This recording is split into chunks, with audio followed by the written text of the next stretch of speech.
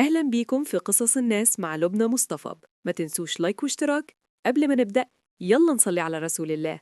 اللهم صل وسلم على سيدنا محمد. ويلا نبدأ. السلام عليكم. في واحدة بتقول: أنا بجد محتاجة نصيحة لأني تايهة ومش عارفة أعمل إيه، واللي هحكيه ده مجرد جزء صغير لأني مش قادرة أقول كل حاجة. أنا من وأنا صغيرة فاكرة ماما بس، هي اللي كانت بتكافح. كانت بتنزل الشغل من الساعة 5 الصبح في المصانع، وأبويا كان بيصحى نايم. حتى الغدا ما كنتش بلحق آكل معاها. ساعات كانت بتاخد عيش ناشف بزيت، بس كانت ست طيبة وبتتعب عشان متلبسنا على قد ما تقدر.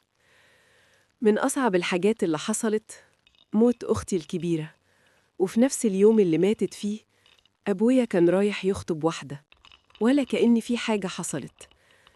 ماما كانت بتحط الفلوس تحت المخدة لينا أنا وأختي، وكان هو يقوم ياخدها ويديها لي ويقولي: روحي اشتري الفطار، عشان يفطر هو ويملى بطنه ويمشي.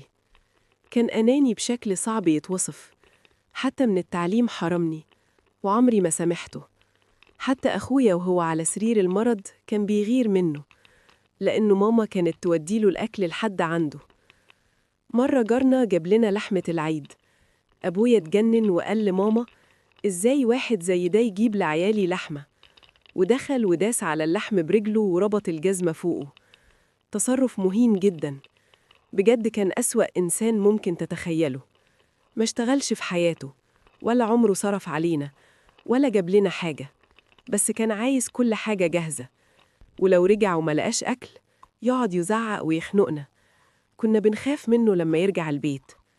حتى بعد ما اتجوزنا، لما كنا نروح لماما كان يشتم ويزعق: إيه اللي جابكو؟ أنا بجد بكرهه، بكرهه جدا. وأنا بكتب دلوقتي بعيط. ربنا عالم بحالي. دلوقتي الحمد لله أنا وأخويا بقينا كويسين وبنقف جنب ماما، واتجوزت وعندي بيت. بس المشكلة إنه جه عندي البيت يوم جمعة ونام في أوضة بنتي. أنا قلبي كان هيقف ومش قادرة أتكلم. مش طايقاه، حتى مش قادرة أبص في وشه. حاسة إني ممكن أعمل فيه حاجة من كتر الغضب. أنا مش عايزاه عندي، وعايزاه يمشي. كلمت ماما قالت لي هتكلمه، بس أنا مش مستحملاه خالص. أعمل إيه عشان يخرج من بيتي من غير مشاكل؟